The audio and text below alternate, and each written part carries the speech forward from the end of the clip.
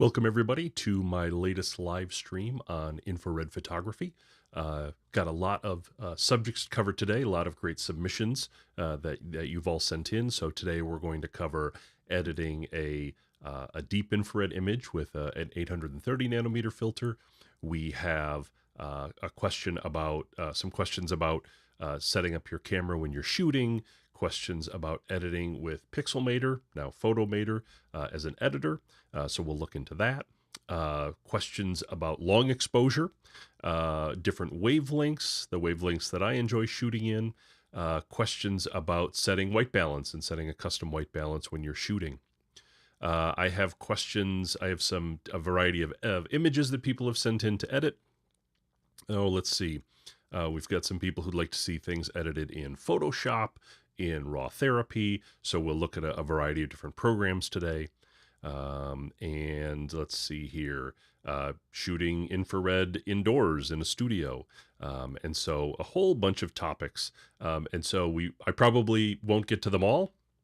So I'm sure I'll have another session after this one at least, but we've definitely got a lot of material to cover today. So thanks for everybody for joining. If you'd like, you can comment in the chat. If you're here in the chat live, let me know where you're from, where you're joining us from. If you have questions, you can put those in the chat, and I'll try to cover as many of those as possible. And we'll also try to cover a variety of all of the submissions that have been sent. So thanks everybody for sending in your submissions.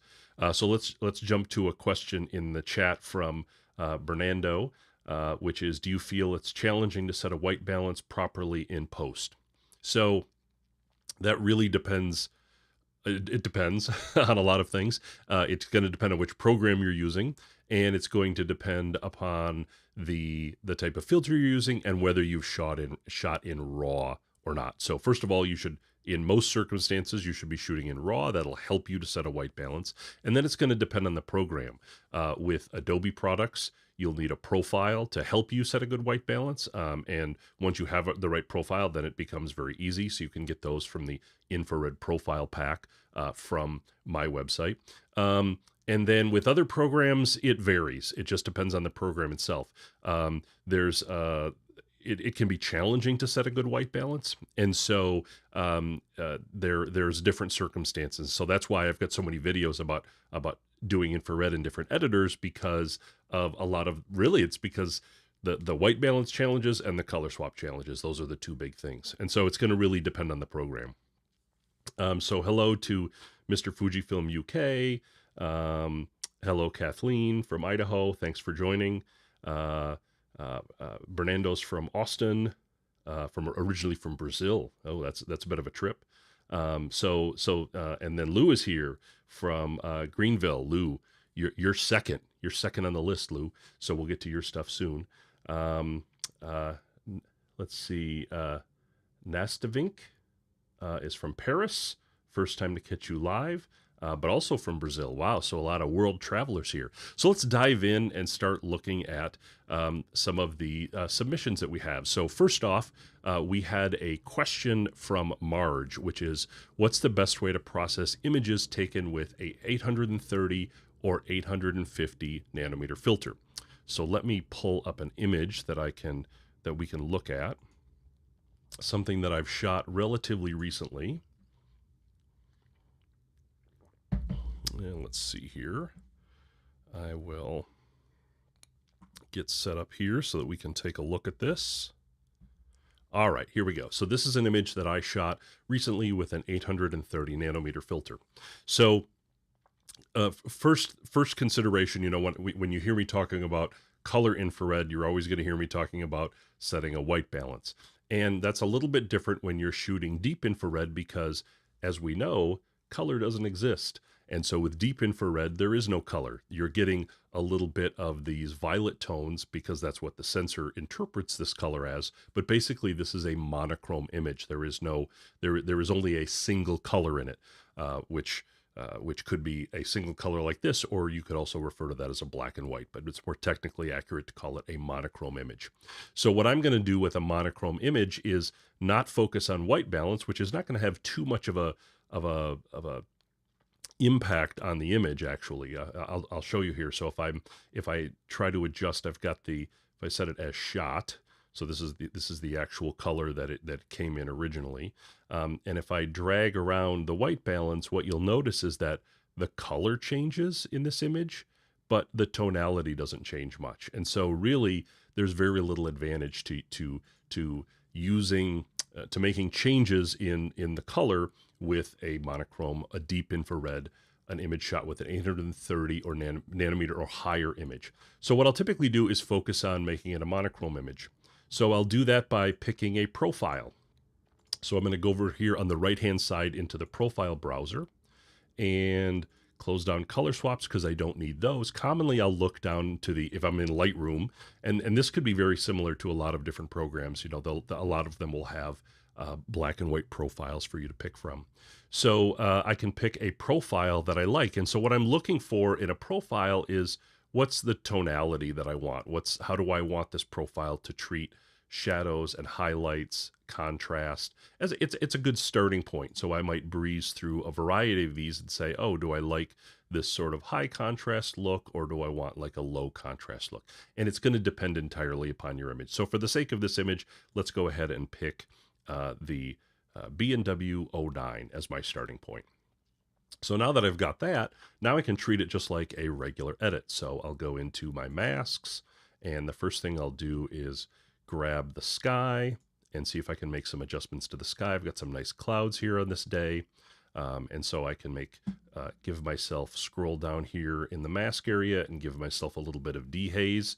That the dehaze will darken the open areas of the sky and create more contrast between the sky and the clouds. So I really like the look of that. The next thing I could do is try to, using these new mask capabilities in Lightroom are very, very powerful. Sometimes in landscapes they can be tricky, but you know, this is an image where I think we might get a good subject. So let's try the select subject and see what we get here. So this should give me a good selection of the image of the building, and yes. So of course I can tweak these a little bit. So for example, you could see it missed part of the mask, missed part of the building. So I might go in and do an add brush, and then brush in the parts that I think were missed. Sometimes the edges won't be accurate, so you might have to go and clean up some of the edges to get things, or you might have to subtract if you think something wasn't caught properly. But you can play around and get the brushes exactly the way you'd like them. So now that I have the building selected, now I'll go. I want to focus on improving the contrast and the crispness of this. So I will increase the texture a little bit, and I'll increase the clarity. That really brings out some of the detail here in the shadow. That's really nice.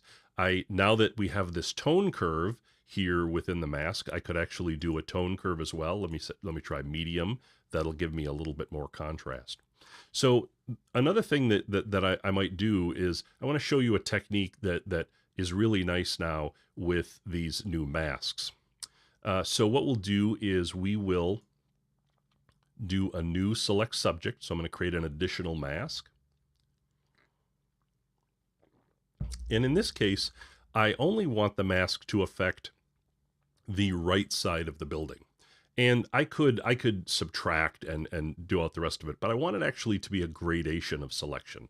So what I'm going to do, there's a couple ways to do this. I can either use this menu and select intersect to intersect with another type of mask, or I can use my Alt or Option key on the Mac to change the add subtract to an intersect button. And once I've selected the intersect button, I can pick what I'd like. So I'd like to pick a linear gradient. And now what I'm going to do is draw a linear gradient from the edge of this building. Here, I think I've just done the exact opposite of what I wanted. And this happens to me all the time with linear gradients.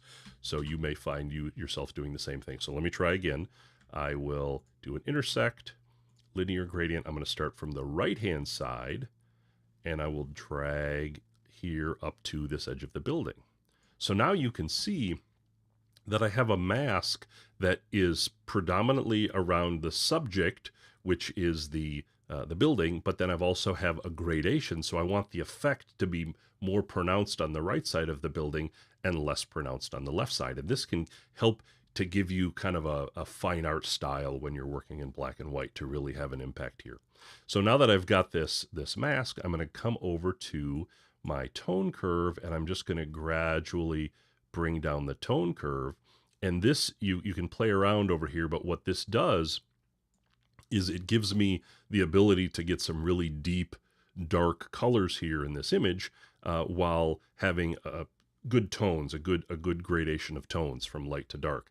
And so I might, I really like the look of that. I could maybe do something similar on the other side, but maybe focused on the brighter tones. And then, you know, with an image like this, the next thing that I could do is maybe I would take this over to Photoshop and probably get rid of some of these lines. You know, some of the lines aren't so nice here. At least these ones in the upper corner. I could do that in Lightroom, but and they do now have, you know, a content aware tool in Lightroom, which is actually really nice. I'm really glad it's here. But for for small things, it works great. But for something where you're cutting across an entire portion of the image, I don't think it works as well. So for example, if I do a little test here and I try to draw out this line, and I'm going to have a hard time staying straight in this line, we'll see what it does. My experience is it hasn't been great. It'll take a second here to actually think about what it's doing. And there we go. So that's not bad, but you can still see a little bit of a line bleeding through here. And so this is not great. So I would probably do this work over in Photoshop.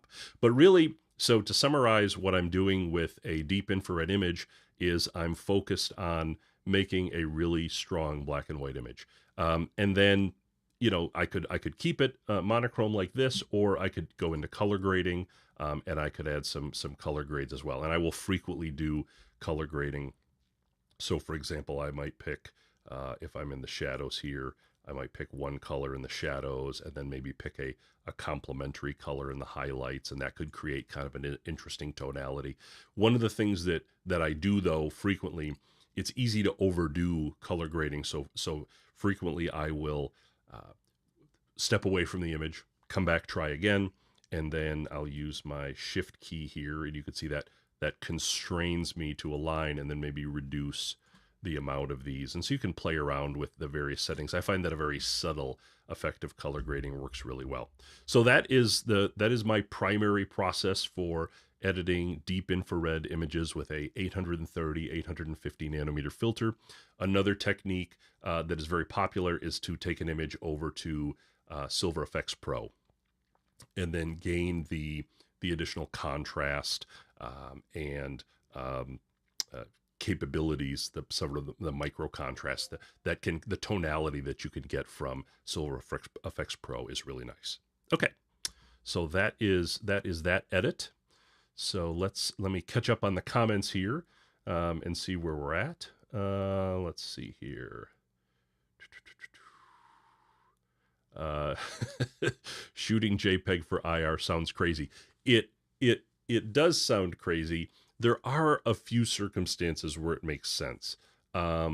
With the Kalari Pocket, which only shoots JPEG, you can get it to shoot RAW, but it's challenging. Sometimes that works well. If you're shooting an IR Chrome filter, then you might shoot JPEG because those are much easier to edit. If you're not big into editing, that's a way to go. And maybe even with I want to do more shooting with a 470 nanometer filter to see what that looks like. But I think it's possible that you might be able to shoot that in JPEG. But yes, in general, I prefer to shoot RAW. Let's see.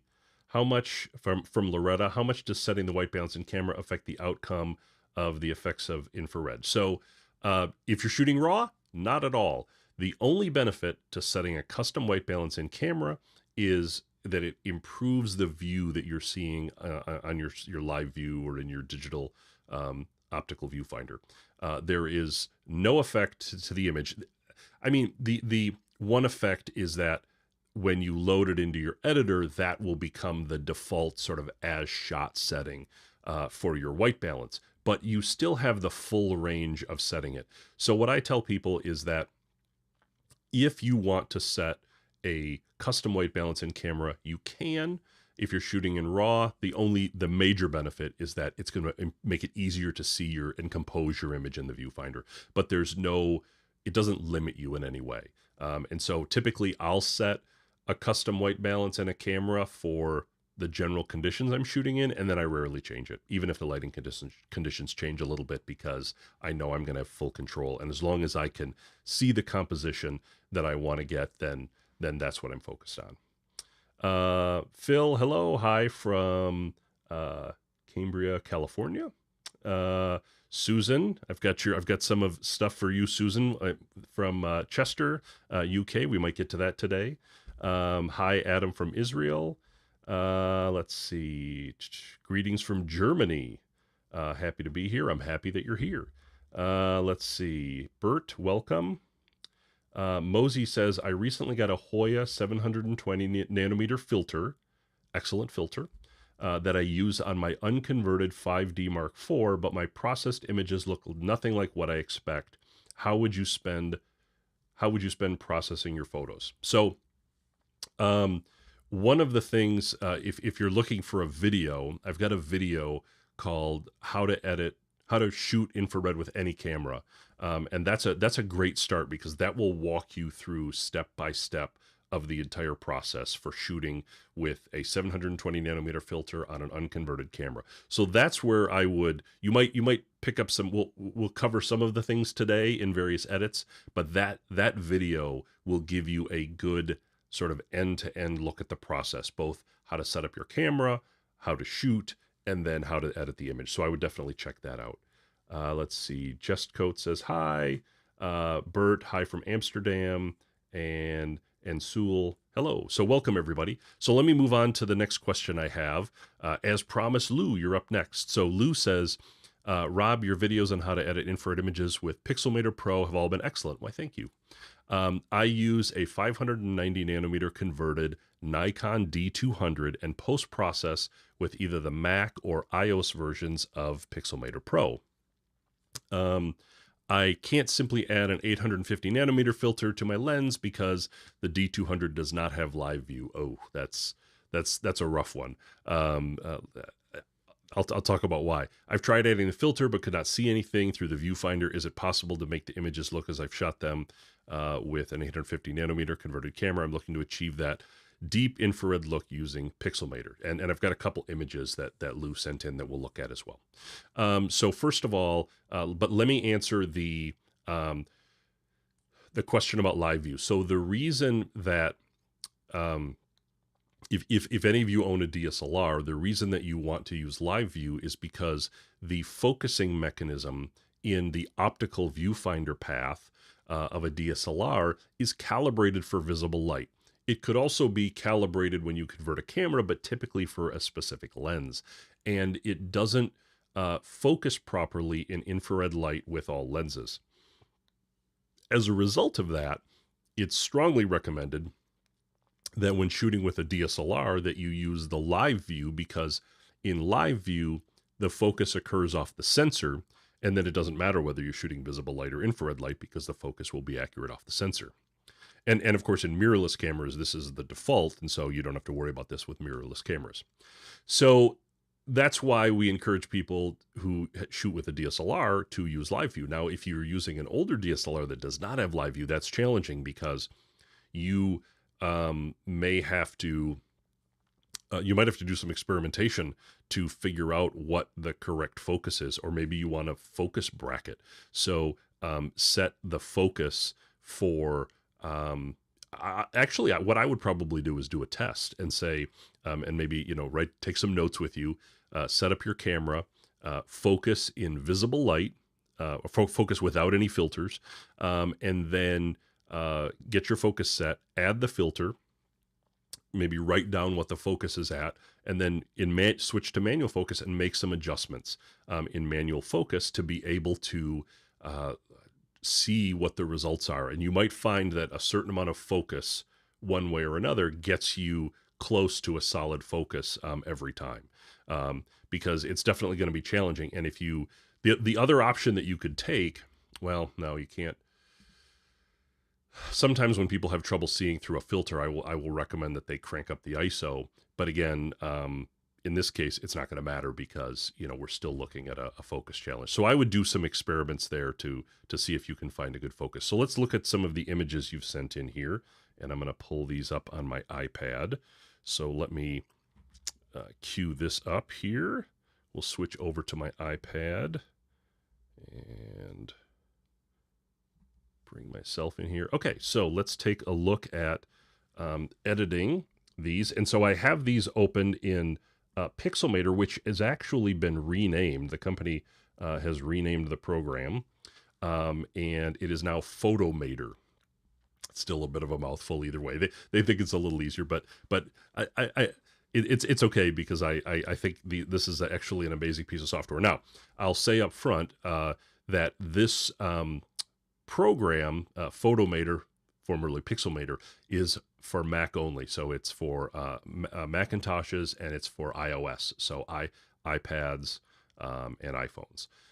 It is not available for Windows, sadly, because it's a really nice program and it has a really nice interface. So let's walk through some of the things that you would do in an edit. So I've got a couple images here that Lou sent in, and we'll open these up. So the one of the things that's interesting about this program, and I'll click up here in the upper right on the basic, these toolbars in the upper right gives me this basic panel where I can kind of see what I'm working with. And so the first thing that you're going to want to do typically in an image is, like I said previously, is white balance. But of course, in this case, if we're using a filter that doesn't have a lot of color, then we may not need to have a white balance. So if I turn on the white balance, Pixelmator has these really nice features, these little ML buttons, which stands for machine learning. And in some cases, you know, particularly, of course, with visible light images, some of these machine learning tools do a really good job of white balancing. But of course, it's a little bit more challenging in infrared. The other options that you have are you can hold down on the name and pick a gray point. If you click, hold down your pen or your finger on the white balance, then you can pick this gray point. It's an eyedropper, just like you would see with other programs, and then you could use that to set a white balance. And so there we go. We've got a pretty good white balance. Photomator, I'm going to keep mixing up between saying Pixelmator and Photomator. I've done a couple of videos, by the way, on these, as Lou alluded to. So if you're interested in learning more about these programs, you can look up these videos. I've done one for the Mac and one on the iPad. Okay, so we've got a white balance, and that actually looks pretty good. You can also make adjustments by dragging these sliders. Now, I've actually been playing with the beta version of Photomator for the Mac, which hasn't been released yet, and I've started to notice some challenges with the white balance, but I've actually let them know, so hopefully they'll get those addressed, and we'll have it be just as good as we're accustomed to. So now that we've got this image here, oops, I went. My mouse got too close to something, or my pen got too close to something, and let me retry this again, set my gray point, and hit a white balance. Okay, so now, if I was, it looks like there's a little bit of color here, so let's talk about the two different options. So if you wanted to go monochrome, these down at the bottom of your screen, there's a number of presets, just like we were talking about in Lightroom, and so you could pick a monochrome profile or one of a variety of profiles as a starting point for your image, depending on what you were looking at. So let me back out of this. So that is one option, and then of course it would be the same. You can do all of the normal edits you would do on an image. You could look at increasing the contrast or other, local adjustments, a variety of things. The other choice that we have here in Photomator, one of the things that makes this a nice program is that there's a couple options built in. So we've got a channel mixer built in, so we could go in and just do channel mixer adjustments, which is of course really nice for infrared. But then we also have a LUT adjustment where you can take a LUT, and I've actually loaded up some of my LUTs. Oh, I thought I had loaded them up, but I don't see them here now. But you can load up your. I think I was doing that. I'm thinking of the work I was just doing on the Mac version. You can actually load up my color swap LUTs that you can get for free and include those here, and then that makes it very easy to do color swaps. But if I go to the channel mixer, I can. Let's see. We'll go to the red channel and set that to 0, close to 0. I'm just going to do it quickly, so my numbers might be off a little bit. And then I'll go to the blue channel, set red to 100, and blue to 0. So if I liked the color swap, then I have that color swap available here. And then I can go through a variety of edits. So I could, let's say in this case, maybe I want to adjust the exposure, bring up the contrast a little bit. There's actually a tone curve that I could create. So I can come in here, put some dots in the tone curve, play around with this a little bit. Maybe those highlights are a little blown out, so we'll come back up to here, reduce the highlights a bit. Okay. So you've got a lot of options here, a little more texture and clarity. So I can play around with this image and do a variety of things. You can crop an image, you can do spot healing. So there's all kinds of tools that you can get in this program. So it's very nice. Let's move on to the next image because this one will have some different challenges. So I'll save this back to the program, and then we can open up this other image that Lou sent us as well. And let's start our edit process. So the first thing I'll do is I'm curious. I'll try to get a white balance here to see if I can guess what filter he used in this shot. So this looks, this might have been a 720. You can see here that I've got the, if you look at the white balance, you can see that the temperature and the tint are all the way down to -200. Oops, did they reset again? Somehow when I'm waving my pen, I'm using a pen, and I'm waving that over the iPad, and it's somehow resetting. So I've got to figure out what keystroke I'm doing there. So let's see here. So there might be a challenge with some images in getting a white balance, and so I just wanted to kind of point that out. There might be some limits. But there might be a little bit of color in here. Let me bring up the exposure a bit. Yeah, you can see a little bit of blues and gold tones in this. So I'm gonna treat this for now. Let's start treating this as a color image, and then I'll reevaluate if I want to treat this as a black and white image. So now that I've got it here, let's think about a color swap. So I'm going to come down to the channel mixer, and let's see here. We will go to the green channel. I'm sorry, the red channel. Set red to 0. So I'm curious, and that's the nice thing about this program is if you have the LUTs loaded, which I don't have them loaded right now, but if I had the LUTs loaded, it would save me this hassle of having to do this the channel swap every time. So that's one of the nice things about this program. Okay, so I could look at that and say, oh, do I like that color? Is that interesting? So it's all right. I think I might have liked the other version better. Let me reset this. Go back. There we go. I like the colors here better. So let's work with this a little bit. So one of the nice things about Photomator, I'll get it right eventually, is there are layers. So you can see I've got this raw layer, which is the original image, plus I can create new layers, and they have some of the some masks that are very similar to what we've seen in Lightroom. In fact, yeah, I'm sure there's been a lot of other programs that have kind of beat Lightroom to the punch on some of these masks, and it's forced them to catch up. But you can see here, I've got a nice mask, and I can increase the contrast of the sky, maybe pull the highlights down so we're getting a little more detail in there. I could come down to my tone curve. In addition to tone curve, you've also got levels, which is a different way of making adjustments to your image. So you can play around there. Oops. One of the things to be aware of here is make sure it looks like I lost my sky layer. Let me go back and see what I did there. I wanted to be editing the sky. Okay, so I'm on the sky layer, and I've got some contrast. Okay. Maybe some of these are not available on different layers. I'd have to play around with that a little bit more. So I've got my sky adjusted. let's do a subject. Let's see what we can get for subject. I'll take that and build the subject. Look at that. That does a great job. And I can then now make some adjustments. So I can kick up the clarity, the contrast. Maybe I want to pull down the blacks to create a little bit more drama here. Maybe play with the saturation. So there's a whole variety of, go down here to hue and saturation. And I can adjust, yeah, a little bit less there. Actually, I might do that with the sky. Maybe I'll go to the sky layer and I will drop the saturation a bit to give it some stand out from the building. So that creates a little bit of contrast. The other thing you can do here in the layers menu is you also have these options just like we saw that are now available in Lightroom. So I can take a layer, I can add to it, so I can combine multiple, like a brush with a selection.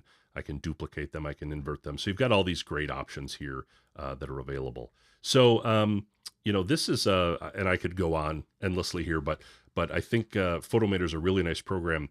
I would say the only real knocks against it are the fact that it's Mac only, which is probably, one of the things that contributes to this really nice interface. And, it doesn't have, it's going to rely on the Mac for the library for photo management. And so you're not going to have the cataloging capabilities you would have of something like Lightroom or even Lightroom Mobile. But aside from that, like the editing tools in this program are excellent. Okay, so let us move on here. So that was editing on my iPad. So thank you, Lou, for sending those in. Let's see, before I move on, I'll mark a couple things here so I can keep track of where I'm at. All right, let me catch up on the comments and see if I can remember where I left off on the comments. Let's see, we talked about this. Hello, everybody who's joined. Thank you for joining. I want to upgrade from Bert. I want to upgrade my converted D90 with a 720 nanometer filter. What do you advise? So, I mean, you could certainly do that. I enjoy, I've got one camera that's converted directly to a filter, and I really enjoy that because I can just kind of grab it and go, and then I don't have to worry about external filters. So there's a lot of benefit to that. If you like the more muted colors that you'd get from a 720, then that's a good way to go. Also, you can convert those to monochrome as well. So I think that's a great option for conversions. Some people are always asking me, do I convert to that or full spectrum? Full spectrum gives you a lot of flexibility, but it also means a lot of filters and step-up rings, and there's downsides to that as well. So I think having a camera converted to a specific filter like a 720 is a great thing to do. Let's see. Jest said, I just purchased Capture One and find it much easier to use than Lightroom, Photoshop, or On One. I think, Capture One is a great program, especially it's got great color rendition, and it's really good for things like fashion, food, and that type of stuff. So it's very popular in those spaces because the quality is quite good. It can be a little bit challenging with infrared, getting the white balance set. There's only one way to do color swaps, and it's a bit hacky. So it's a personal preference. If it's something that you like, excellent. But you've got to like the pros more than you like the cons. I guess that goes for any editor, right? Let's see, Sam. Hello, Sam. LR Chrome filter arrived in the post today. Loving it so far. So yeah, the IR Chrome is a great filter. It's it produces really lovely colors, and not just a single color, but I've noticed an array of like oranges and reds and purples in the foliage. And of course, the limited amount of editing makes it a great choice I mean, really, it's a great choice for people who would prefer shooting over editing, but it produces good results for everybody. Let's see, a bit off topic, but interested to know what main features you feel are missing or not up to par in processing software specifically for infrared other than white balance. Well, white balance is certainly the main challenge, and how you set a white balance. I've got a question coming up that I might get to today that'll get into that in some depth. So really, I would say, of course, aside from white balance, it's going to have to be color swapping. So what happens with color swapping? So if you look at something like Lightroom, it's not built in there. I've got my color swap profiles that help deal with that. Other programs that don't have a channel mixer can struggle with that. So I just put up a video on Canon's DPP, which is a good way to produce process high quality Canon files, but it doesn't have color swap. So color swap's always number 2. That's the one that's challenging. So if you're using something like Photoshop, you will have all of the options available or something comparable to that. But other programs may be more limited in what they do with color swap. And then after that, once you get the white balance set and then the color swapped, the rest of infrared photography is like regular photography. It's about learning all of the regular editing tools, the local adjustments, what are the different capabilities of your editor and how can they help. So then once you get over those hurdles, let's see, further to the custom white balance in camera, how does setting the white balance in camera in RAW affect the profiles as a starting point? So again, it does not. The two things that setting a white balance in camera does for you are, number one, it allows you to maybe see a little bit better of a preview within your camera. So sometimes you'll get a little bit more differentiation instead of it being a massive red. You could get some differentiation of colors that'll help you to do a composition. That's number one. And then number two, whatever white balance you set in camera is saved as the as shot default that carries over to your editor, but you're not limited to that, and that's really the extent of it. As long as you're shooting in RAW, then there's no other big advantages to what that starting point is, and it won't affect the range of white balances that you have available. And the biggest effect would be like profiles, but aside from that, if you're shooting in RAW, you have the full range of capability available. Lou, thanks for addressing my questions. Absolutely happy to. Let's see. Jonathan says, starting at the beginning. I suspect there'll be some more questions coming. If you're starting at the beginning, watch I've got videos that you should check out about the 5 pitfalls to infrared photography will help you along the way. And then things like I've got a number of videos on white balance because it's a very popular subject in infrared. So those are great videos to watch as well. All right, so let me get back to the submissions and see what's next. So next I've got a few images from Wayne. Wayne says, I'd like to be able to do long exposures for infrared. Is there a certain ND stop that is good to use? I currently use a Kalari Vision 15 stop IR ND. Are there any rules or recommendations in using something like this, such as a tripod? Thank you for your time. Love your YouTube. Thank you so much. Let's see here. So, let's see. So you have the Kalari Vision IR/ND. So a couple thoughts here. So I have done tests with cheap ND filters and regular quality ND filters and ND filters that are specific for IR. So for example, I have the Kalari Vision 5-stop IR/ND and the 10-stop as well.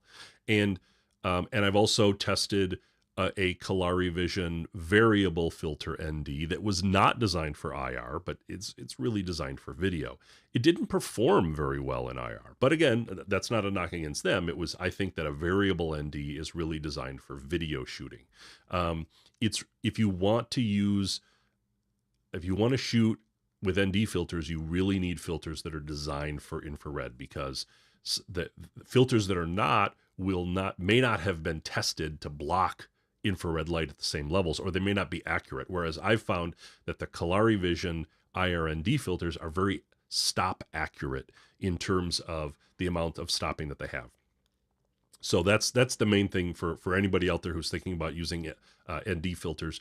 Make sure you're using one. There's Kalari, and I think there's some at KEH. So there's a variety of IR/ND filters, and you should really stick to those because they will give you the best quality and the best predictability for infrared light. So is there any rules or recommendations for using these? Really, it just depends on how much you want to stop time, if you will. And so when I was doing my testing with, again, the 5-stop, the 10-stop, and then I combined them to get me 15 stops, it really depended upon how much I wanted to slow the movement.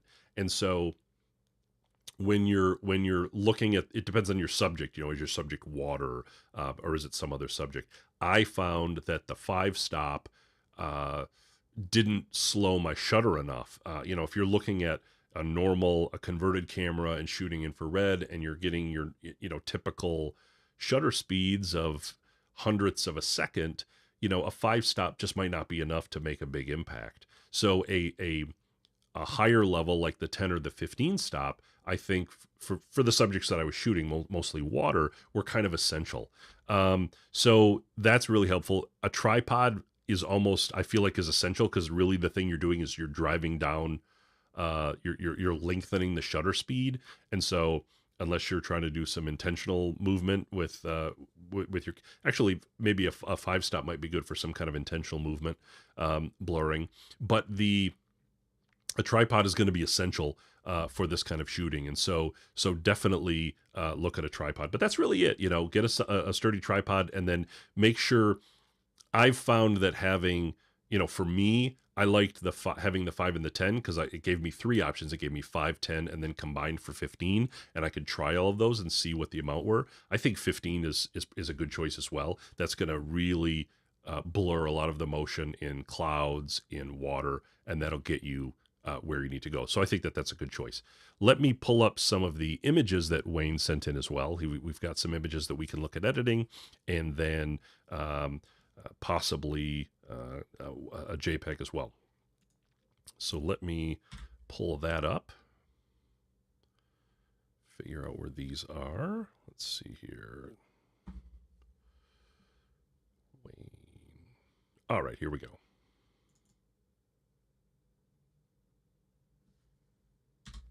And I'll bring this up in Lightroom. We will switch over to that. All right, so here is the first image that Wayne sent in. And so this is let's see. So this came, I think, by default with some settings. But if we look at pulling this up, you can actually see that this is a color image. And we've got some color in the trees and color in the sky. And what's interesting, so if I set a white balance, but I actually sort of agree with the intent of making this a monochrome image. My observation is that when I don't have as much sky to work with, blue sky, as you see here, there's a little bit, but there's not a lot. That can make, and let me bring the exposure down here a little bit so we can see this a little bit better. That can make it challenging, and maybe a color swap is optional when you don't have a good blue sky, because that's really the intent of a blue sky, is to give you a color swap. And so I tend to lean more towards monochrome when I don't have a blue sky, or at least some other options other than color swapping. And so if I look at this, and if I look at this particular image, I can see kind of the same thing. And if I look at my color swap profiles, you can see, the colors are, I guess I could play with the white balance, but the colors are not, I mean, I guess some cases the sign looks interesting. But I do like the image of, I like the thought of making this a monochrome image. So let me instead pull up black and white and take a look at these. I like the thought, the ones that give me a little bit more contrast are interesting. You could really go for kind of a high contrast look. I think I like this one up here. So I would select this, and then you can see that this image, I think, was overexposed a little bit. So you'd have to kind of bring this down. We might have some, depending on that profile really blows the sky out, which may work for some circumstances. It certainly draws the attention to the center here.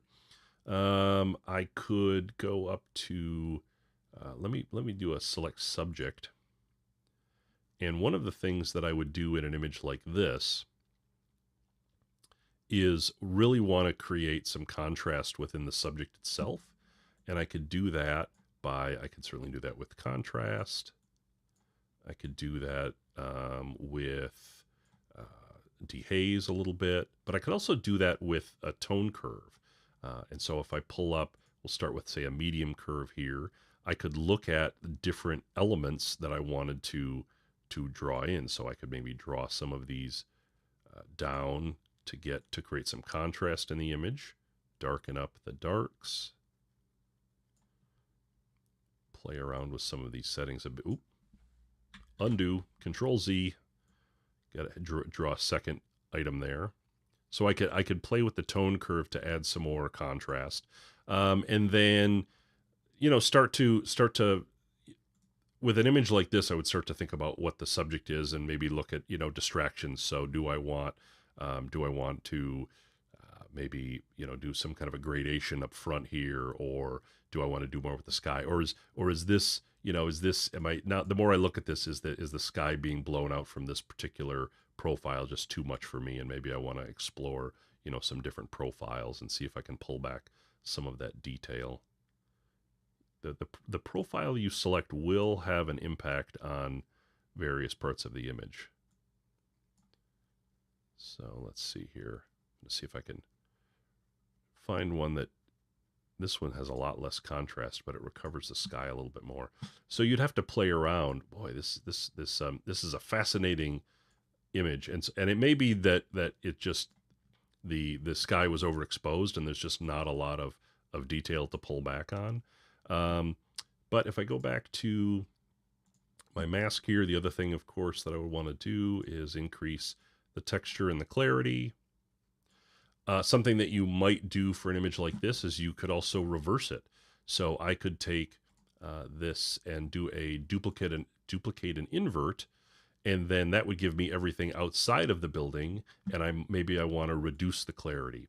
This is a trick that I will do sometimes when I'm trying to create a sense of contrast between things. I might look at, in this case, like the foliage and the sky, where there's maybe not as much detail, and maybe I reduce the clarity compared to the building where I've increased the clarity, and then that creates a sense of contrast between the two, not only tonally, but in the amount of detail.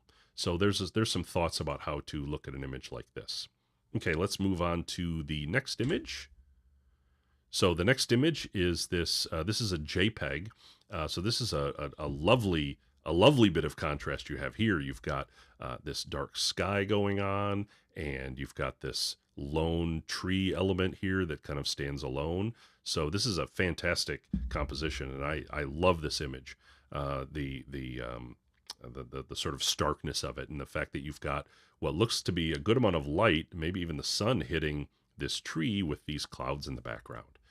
So this is fantastic. If I was to offer some suggestions, I would think about, maybe, I think this is a bird here, but it's hard to see the detail of it. So I might look at that and say, oh, maybe I want to think about removing that. And if I was to remove that, let's see here, then that would kind of be remove a potential distraction, and then maybe this fence as well. And this is to each his own, how much you feel like you are willing to make changes to an image. But if I find stuff is distracting from what I think the main subject is, then especially if it's around the edges of the image, then I'm more inclined to make changes. And so just by making those two changes, I feel like it's simplified the image a little bit, and it draws even more attention. The other thing that I might do, another bit of feedback, would be maybe a linear gradient up from the bottom, because the bottom is very bright. Your eyes are drawn to the brightest parts of an image, and so your eyes could be drawn to that section on the bottom. And so by just knocking the exposure down by even a third of a stop will make that not so bright, and so it becomes less of a distraction, and then you're focused in on the tree itself. So couple little tidbits there to make this an even more powerful image, but I think it's fantastic. So very nice work. All right, let's move on to the next one. All right, so we've got an interesting image here. Let me pull up my color in the profiles from the infrared profile pack. So these are available for nearly 300 cameras now, and I can use these to set a good white balance within Adobe products. So Lightroom, any version of Lightroom, Lightroom Classic, or Adobe Camera Raw. So now that I've got this, I can make I've got a good balance here. I've got a color adjustment. Let me tweak the exposure a bit. Now this is another one of those images where, you know, I don't have a blue sky. I'm not going to have a blue sky. It was overcast. But that doesn't mean that there isn't a lot of good options for an image like this. But it makes me think, do I want to do a color swap? Does that make sense for an image like this? So if I go into the profiles and pull up the color swap profiles, it'll give me a preview of what my options are. And so you can see these colors here. You know, if would have like this bit of a salmon color, a little bit a yellow orange, bright yellow, and I can play around with what these various colors are. So you could certainly do a color swap here if you choose, but I actually think that there's a certain characteristic to this blue that I really like. So I'm actually not going to color swap this image. I'm gonna play around with this a little bit more because I like what's happening here. Now, there is something going on in this image. You might call it a hotspot. Maybe it's the position of the sun, but there's definitely some color temperature shifts. And let me show you what I mean. If I take the white balance picker and I do a white balance in the middle of the image, you can see that the middle of the image is white, but I'm getting a bit orange off to the edges. And if I look over here, you can see the color temperature is 2600. If I grab a white balance at the edge of the image, now you can see it's shifted about 400, and now it's blue in the center of the image. So I've got a bit of an adjustment there. So I can actually, there's a couple ways to address this. Let me talk about both of them. So let me reset my white balance for the center of the image. So one way that I could address this would be with a mask. So I could just, well, they're both of the ways will involve a mask, but two different kinds of masks. So the first one is a radial gradient. And so I would go in and draw like a very large circle here. And this might affect the ground, but the effect there is not as dramatic. And then what I can do is, now that I've got this large radial gradient mask, is make an adjustment to the color temperature. And I'm going to shift this a little bit over to the yellow. And that'll make the center kind of more orange like the rest of it. And then I can play around with the size of it and stuff to get some uniformity in the sky. Once I've done that, if I come back out to my global settings and I try to make a white balance adjustment again, now you can see the it's a little bit more uniform.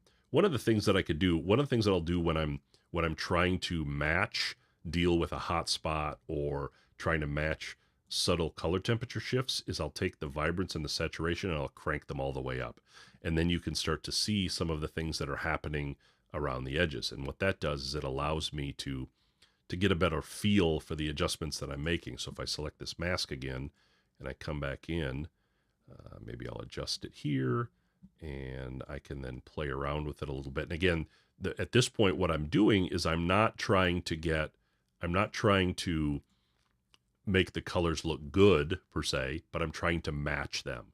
So I'm making subtle adjustments to try to match the edges with the center. And it looks very dramatic now, but this could pay off in the end if I can get them close, and they don't need to be perfect, because remember, I'm gonna remove all this saturation, but I can play around with these and get to a point where they're kind of close together. And when I'm happy with that, I can come out of the mask. I can turn off the vibrance and saturation, rinse my eyes out with water now that all that saturation's gone, and now there'll be more uniformity. The other thing that you can do if you're seeing a shift in the sky like that is I could do another mask, and I could select sky. This way is a bit of a cheat, if you will. And I could just come in here and I could just reduce the saturation, because, you know, we're not supposed to be seeing color in clouds anyway. And this would reduce any color tones that you would see in the sky. So if you're looking for white or near white clouds, then you can come in and desaturate, and that would address it as well. So a couple different approaches when you see, and this happens to me all the time. I see these color temperature temp variations, especially in the corners of images. It could be lens related. It could be related to the lighting. Okay, so I have now made that adjustment. So I've got the sky. Let me actually go back in, and you know me, I like my dehaze in the sky. So let me go ahead and add a little bit of that in, so I can add a little drama, a little bit of drama to the sky. See what's there. Again, you're going to get more around the edges. I might, you know, you could go into this other mask and maybe reduce the exposure a hair. So you could play around with that to get the sky, all the drama you want in the sky. Okay, the next thing I want to do is look at this building. And let's see what a mask gets me. So if I want to do a select subject, we'll see how good of a subject selection the AI gets me. It looks pretty good. Maybe missed a little at the bottom and the trees. So if I wanted to, I could do a add with a brush, and I could go in and pick up some of the stuff at the bottom. I'd spend a lot more time on it. I could do a subtract, brush, and maybe remove this tree and get this kind of cleaned up here a little bit. So get that nice. And now that I've got that, I can do my typical stuff. I can add texture, clarity. I could either desaturate this if I wanted it to stand out a little bit more from the foliage. I think that looks kind of cool. I could really add a lot of contrast with a tone curve. Or if you liked color, you could either desaturate it to remove color, or you could use the tint adjustment to make a little bit of a tweak to find a tone that you like. These are all a bit over the top, of course, but I'm just playing around. Maybe I wanted something that looked like a brick, and then I desaturate it, and now all of a sudden it's got almost like a color grading kind of style to it. So I like that. So that looks good. Now I can look at the rest of the color in the image. And so what I'll do is I'll take a mask, and I'll start with this mask of the subject, and I'll do a duplicate and invert because I want to grab everything else, but I don't want the sky. So in this new mask, I will do, I'll open this up and do a subtract sky, because I don't want the sky. I just want to deal with the ground. And now that I'm dealing with the ground, I could do whatever I want to do there. I could do clarity. You could either increase clarity if you want some crispness in the foliage, or you could decrease it if you want it to be more contrasted with the building. You've got texture. Dehaze would give you more contrast. You could add contrast through a tone curve in other ways, or you could even tweak the color a little bit if you wanted to give that color a little bit of a nudge, you know, in one direction or other. You can also use this fine adjustment to make very subtle adjustments. Your mouse will move a lot, but the color won't change as much. So you can find a color that you like. This would be another way to get an interesting color without a color swap. Would be to just make an adjustment here.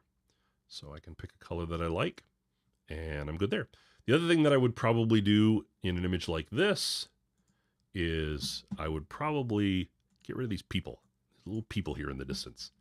Kind of just a visual distraction. So maybe I come in and with the healing tool, and I just pick up these little people and make them go away. Gives me more of a I mean, actually, they kind of look like they're wearing like hazmat suits, but post people gives me a little bit more of a, no people gives me a little more post-apocalyptic look to it.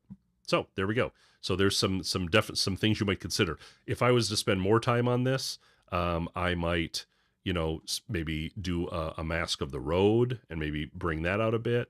I would think about some of the distractions in the image. So like I find, let's see here, let me close the mask. This little black spot's distracting. This crack in the road is distracting. I find this stuff over here. Maybe I would just do a crop. Could be a way to deal with some of these things. So I draw, I'm going to lock in the aspect ratio. So let me reset this to original, lock the aspect ratio, and then maybe I bring in a little bit to try to remove some of these distractions. So you could either remove them by a crop, or you could dodge and burn them or heal them or do whatever you want it to do. But that's one of the things that I'll do in an image. So now without those distractions, now the subject is much more clear to me. I'm much more drawn to the subject. Okay, so there was a few different images from Wayne. So Wayne, thank you for your question and for submitting your images. I appreciate that. So let me catch up on the chat now and see where we're at. Let's see here.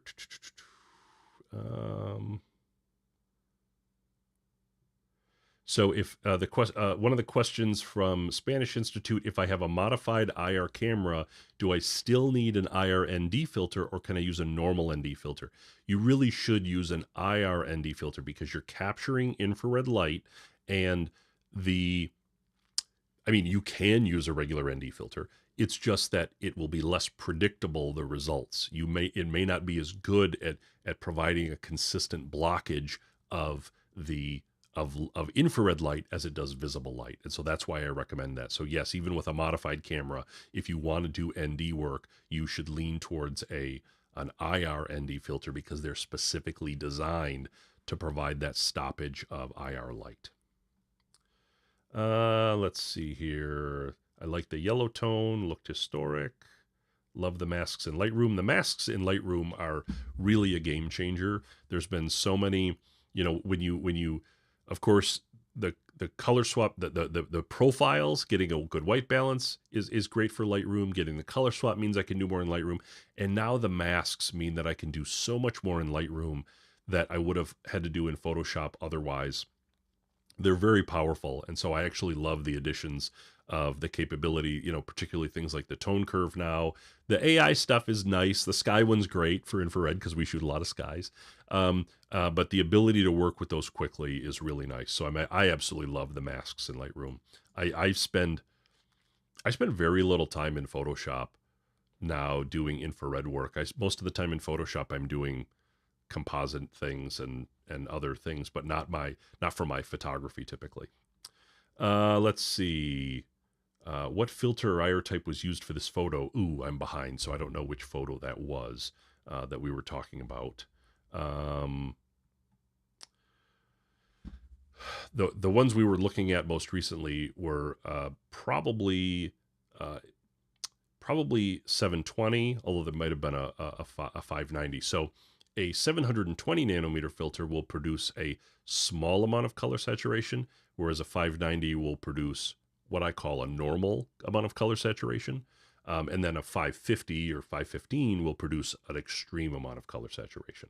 So that's one of the ways you can tell of the different filters that are being used, or you can choose the filter you like as the amount of color saturation that you'd like in the image. Jonathan from Mendocino, thanks for joining. Shooting with a 590 converted Nikon Z5, just got the Kalari 720 and 850. I edit in Lightroom and stumble through Photoshop when I can't avoid it. You're on the path. You're on the path that many people have taken. Let's see. Whereabouts? Oh, whereabouts was the building. So I don't know the answer to that. What filter in nanometers is the super blue? I think super blue refers to one of the Life Pixel. At Life Pixel, when you look at they have that grid where they show you the different filters. I think if you open up each one and expand, there's a section that'll tell you what the nanometers are for each of those. I think that super blue is the 590, and I think that hyper blue is the 470. I think that's the names that Life Pixel uses.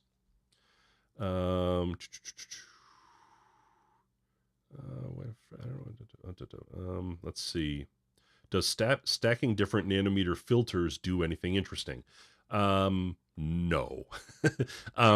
When you stack multiple filters, basically it's the highest numbered filter that takes precedent because it's going to block anything that would have been let through by a lower numbered filter. So there's no real advantage to stacking. I mean, I will so if I have a camera that's converted to 590 nanometers and I put a 720 nanometer filter on it, that's essentially filter stacking. But the result that I'm going to get is a 720 nanometer image. So nothing unusual. If you want to do interesting stuff, talked about this a little bit in the last stream, and there's something I'd like to do in the future, which is called multispectral imaging, where you take multiple images with multiple filters and then you combine them in ways to say, kind of like they do with astrophotography, where you say, oh, I'm going to take this image and assign it to blue, and I'm going to take this image and assign it to red and green, and then you get a unique false color palette based on the different filters that you took. So that's called multispectral imaging. That's something that I'd like to try in the future. It's pretty challenging because with each image, the focus can shift a bit. And so it's not only a matter of getting the focus lined up, but actually the images might shrink or grow with that focus breathing a little bit between the different spectrums. So it's a little bit challenged to work on. Let's see. Any example of photographers doing IR micro work? I don't have any examples, but if anybody has anything in the chat that they would like to share, that would be great. Let me go back to some of the pre-submitted questions. I have a question from Martin, which is, which wavelength filter do you enjoy using the most? And can you see what the processed image will look like when you take the shot, or is there still an element of the unknown? Thank you, Martin. Well, let's see. So, favorite. I'll give a roundabout answer to that question. I've shot the most 590, so I'm the most comfortable with that. I've grown more accustomed to shooting. I've been trying to shoot more 720 lately because I like the subdued colors that I'm getting for that. Sometimes the colors in a 590 are over the top for me, and I want something more subdued and more realistic, which I always think is funny in infrared. But I think the subtler colors are more interesting. And so I've been trying to shoot more 720. And I'm trying to shoot more deep infrared 830 because I just think it's more challenging to shoot. But I've certainly shot the most 590, and I definitely enjoy doing it. And I could always desaturate the colors in a 590 as well. So I've got a lot of flexibility there, or you can even go to monochrome. And I do like shooting IR chrome, although I haven't shot that as much. So I would, favorite's hard to say. I guess 590, but I'm trying to learn more about what I can do with other filters as well. And then the other part of your question, can you see what the processed image will look like? So that kind of relates to that. I would say that I've grown better at figuring out what an image is going to look like at certainly 590 and probably by corollary 720. I think they're pretty close. It's hard to know what an image is going to look like at 830. That's a little bit harder, although you get a pretty good idea in your viewfinder, albeit it's very violet.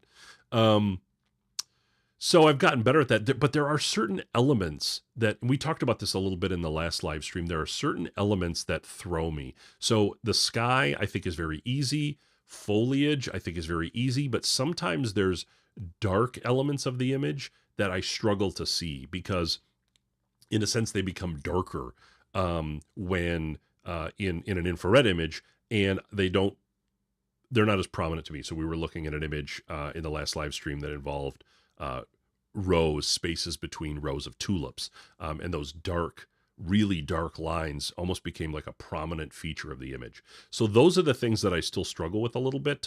But other than that, yes, the more you shoot, the more you will get better at seeing or imagining what an image is going to look like in infrared. Absolutely. Let's see here. Going back to the comments, there was a comment from Sony A7R4. I mean, I didn't know that camera, they've made a lot of advances in that camera that it can talk in a live stream chat. So maybe I should be looking into Sony. That's pretty impressive. How big of a difference is there between a 550 and a 590 nanometer? I think there's a pretty big difference. The 550, there's a couple key things. First of all, it's a lot more color saturation. So it's super color. So if you love your color, 550 is awesome. You're going to get really, really vibrant colors. But the other thing that happens is that you're starting to take in more of the yellows and even greens in an image, in addition to the reds and oranges that you would get with a 590. And so you have to be more careful about white balance. I don't recommend that people there's this perspective that people have that you can white with infrared, you can white balance on grass or on foliage. And I think that comes from people who shot with a 720 nanometer filter where the foliage was largely white. And so that made sense, but it makes less sense with a 590 where you actually want color from the foliage. You don't want it to be white. And it makes even less sense. It makes no sense at all from a 550. So I don't recommend white balancing or custom white balancing on foliage. I think that you should try to find something more neutral, clouds or pavement. And that's even more critical if you're going to try to white balance for a 550. So I think that the differences are pretty dramatic. The color that you get from a 550, it's very bold. So you have to really like color saturation. And it produces some really interesting colors. So if you're into that kind of a style, then I would go for the 550. If you want something closer to a normal saturation and a kind of a normaler, is that a new word? A normaler process, then I would lean towards a 590. Another question from Sam, if you're doing IR or UV micro, get an enlarger lens like the EL Nikkor 50 2.8 and extension tubes. Most lenses block UV, but enlarger lenses are great. I did a video a couple years ago on UV and shot a bunch of UV stuff with a camera with a lens, but I want to do more testing with different lenses because UV has it's you know how with infrared we have the hot spots are the challenge. With UV, it's the amount of light transmission. Different lenses block more light from getting through to UV. And so it's more particular about which lenses you can use because they'll block a lot more light. So I've got a variety of lenses, but I want to test them all and figure out what lenses would be better for UV. And I've read some stuff online, and I actually bought like a Russian lens that is supposed to be really good at UV, but I've yet to test it yet. It was actually a real pain. The filter size is non-standard because it's a Russian lens. It's like a 0.5, it's like a something 0.5 millimeter, and then trying to find an adapter so I could adapt it to my standard sized UV filter was a total pain. I ended up buying one on eBay that did not fit it at all. And I was like, what the heck? And I ended up buying a second one that I think does fit it, but it's like been a process to try to get that working. But apparently this Russian, it's one of the smallest lenses I have. This tiny Russian lens is supposed to be very good at UV, allowing UV light to pass. I think it has to do with coatings and the number of lens elements. So the fewer coatings and the fewer lens elements, the more UV light can pass through to the sensor. So hopefully I'll have more examples and stuff to come on that. Let's see. Yeah, the Susan said, tried UV with some older lenses. The focus is very challenging. I can definitely attest to that. I think UV is even harder than IR. It's just, it's harder to get enough light in. It's harder to focus. There's a lot of challenges. Okay, so let's move on to the next pre-submitted question. So I have a question from Davi. I have a converted Nikon D70S. In the conversion, the company used a pre-setting for the white balance. I ask, when editing in Lightroom, Photoshop, Affinity Photo, do I have to change the white balance, or can I simply make the basic adjustments, color mixer and levels to start the adjustments? So what they might have done was set one of your custom settings. So typically there's a number of custom white balance options, and it's going to vary depending on the camera. There might be 1 or 2 or 3, and we'll set those to at a custom white balance. These are just a starting point, and again, they're good for, we talked about it earlier, they're good for pre-visualizing, previewing your images, but they're not essential. They will not affect the final outcome if you're shooting in RAW. I'll give you an example. I have a camera converted to a 590 nanometer, and I set the first setting to be the first white balance. I'll set a custom white balance on a neutral item in the sun. So good, I've got that setting. Then the next thing that I'll do is I'll switch to the second preset and I'll go into the shade, because there's actually a pretty big difference in color temperature between sunlight and shade with a 590 nanometer filter. So I'll set it in the shade, and then I'll go to the third setting and I'll put on like a 720 nanometer filter, and then in the sun, and I'll take a third custom white balance. And then typically I don't ever, like, that's the settings I have for that camera, and I almost never adjust them. It's probably been that way for years.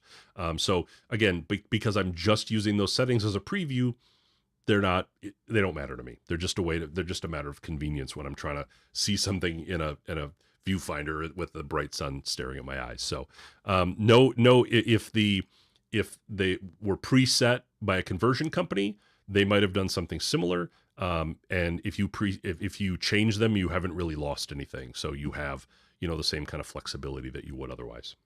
You can reset them yourself. Let's see. So the next question I've got a question and some images here. Before I dive into that, I'll answer the question in the chat. What is the difference between a 650 and a 720? So technically speaking, the 720 will allow a small sliver of red light near the far end of the visual spectrum, plus infrared. The 650 will take in most of the red light. So it allows for most red to be captured. Now, a 650 should only be used on a converted camera. If you use a 650 on a unconverted camera, you're going to get a lot of red and not any infrared. So 650 will give you a little bit more, will give you all the red, use it on a converted camera. And then if you would go, and then a 590, of course, would give you orange, so that you're just adding more visible colors as you go. The difference in the resulting image is going to be not only the amount of visible light that comes in, but the amount of color saturation. So 720 or 740-ish will give you a very small amount of color saturation, very light. And then a 650 will give you more color saturation, so you get more color to work with. So that's going to be the primary difference in the results that you're getting. Let's see, just a plug for your book. Oh yes, I should plug the book. I have a electronic and the print version, and both are great. Thank you so much. I appreciate you buying the book. It was a labor of love. I had some great people to help, and I'm very happy with the results. And I've gotten some great feedback in reviews, and I really appreciate all of that feedback. But I've been very happy with the results. So if you're interested, you can check out the book at infraredbook.com or colordoesn'texist.com, because of course color doesn't exist. It's a pigment of your imagination. So check out the book. I've got all of this stuff, and more covered in the book, broken down in a way that I find really helpful. Let's see. All right, let me move on to some of the pre-submitted questions. I've got a question and some images from Kathleen. Kathleen says, I've uploaded a RAW file and I would love to see how you would edit it. I also uploaded a JPEG that I have edited and would appreciate your feedback. Both images are from the Desert Botanical Garden in Phoenix last month, and both were shot with a Sony 3000 E-mount full spectrum camera with a 665 nanometer filter attached. Thank you. So let me pull up these two images from Kathleen. I think one of them is a JPEG and one of them is a RAW. So let me find them. Okay, here we go. Yes. And let me switch over here. So that we'll start with the JPEG. So this is the JPEG that she submitted. And so as you can see, it looks like, so this was the 665 nanometer filter. So we've got a color swap that was done here. We can see a little bit of blue in the sky, not as much blue as you'd get from, say, a 590, which is what you'd expect from this filter. And then you've got some of these colors coming on in the foreground. So it looks like, from a processing perspective, the white balance looks good. The color swap looks good. I've shot in a number of gardens. I used to live near a garden like this, and I did a lot of shooting there in California. And so I love the opportunities that exist there. It's challenging though because there's a lot going on and it can be very busy. So, but from a processing perspective, I think everything looks good here. Let's look at the next image, and this is the raw. So this is the one that we will take a look at editing. So let's give this a whirl. The first thing I'll do is pull up a profile from the infrared profile pack. I'll go with -100 because I think that's going to work better for the amount of color that I have in this image. When I want to pick a white balance target, if I go with all this foliage, I think I'm going to lose some color there. So I'm actually going to look at the ground. If you look at the bottom of the image here, there's actually a patch of ground, and I want that to be my neutral. So the ground becomes neutral, the sky becomes gold, and this plant life, this desert plant life, becomes like a baby blue. So the next thing that I'll do is try to look at a color swap. So go down to my profiles and look at the various colors. And what I'm doing, there's of course different techniques here, but what I'm really doing here is looking at the colors that I'm interested in. What is the color of sky that I'm interested in? Do I want a true blue sky that's as true as possible? So many times that would cause me to pick this one down here, the red blue swap with a green split. Or do I want something a little bit more surreal like a teal sky? Or do I want something a little crazier like a purple sky? So it just depends on what you're looking for. And that's what I'm focused on, is what is the mood that I want to get out of a particular image. So let's go this conventional route with this split version, and we'll try this and we'll get started. So one of the things that's going to happen here is a sky, that you may have noticed the first thing that I do is adjust the sky with the select sky option. And that's going to be tricky here because the select sky is not going to do a good job with all of these edges. And let me just show you what I'm talking about here. So let's do a select sky, and if it works better than I'm expecting, I'll be impressed. But I'm expecting challenges. So yeah, you can see the challenges here. It's blending in with the branches, and it's missing parts of the sky. And in fact, if I would go do my traditional dehaze, what you're going to notice is that, I mean, it's not terrible. It's catching the top, but it's completely missing what's going on down here. So let's just keep that in our back pocket here. Let's it's funny because you used to be able to, I guess you could still, I get confused now because of this new change. There's a new change in Lightroom where so with the masks, they work as you would expect. So I click to hide and unhide normally. But with some of the other ones, the non-masks that are here, let's see if I go into tone curve. You've got a little symbol here. Maybe I don't see anything until I make a change. Okay. Now with this one, it's touch and hold to hide. So this is still, I don't know if there's a setting for this, but this is kind of annoying. Like, I mean, I like the functionality, but the fact that it works differently in two places is kind of annoying. So it's click and hold to hide here, but then in the mask, it's actually click to hide and not hold. You could still click and hold, but they work differently in both places. So that's a little nitpick of mine. Hopefully they'll either get consistency there or give me a toggle to choose how I want the behavior to be in each place. Okay. So back to my sky. So the other option, let me hide this again. So my other option would be to do a color range. So if I go to color range, I have a feeling the color range will be able to distinguish more from the plant life. So if I go in here and I draw, oops, that was I think I clipped some of them. I'm going to delete that and start over. We'll try again. Select new mask, color range. Okay. So now I'm going to draw a box and I'm going to try to grab a lot of color of the sky, but nothing else. And you'll see that this green overlay grabs a lot of my image. By the way, I'll mention that this overlay, you can change the color of the overlay in this box by clicking this little palette here and bring this up. I think the default is red, but the problem is for infrared, I'm using infrared, and so it's confusing in an image. I like green because there's no green in most infrared images. And so it's easy to distinguish from everything going on. So I like the green overlay. So let me go over to refine and I'll drag that down and you can play around with it a bit, but you can see that the color selection does a better job of getting into the middle of, it's not perfect. I mean, there's still some areas over here, but sometimes it does a better job when you have complex trees and leaves of working through the mask. So now that so that's not my new sky mask, and now I can do the stuff that I would do. So maybe I do, you know, a little bit of dehaze. You can see now it's getting in there a little bit better. You could also fix the spot over here and improve that.